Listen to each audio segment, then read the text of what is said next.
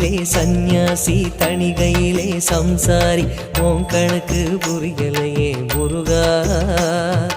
ஆறு படை மீதிலே 100 முகம் காட்டுற ஆறுதலை தேடுற எந்த முகம் காட்டுவ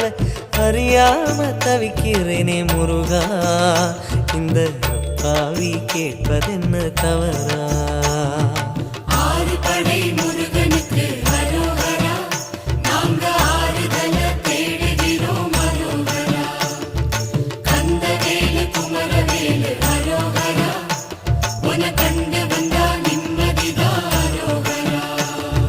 பழனியிலே சந்நியாசி தணிகையிலே சம்சாரி உன் கணக்கு புரியலையே முருகா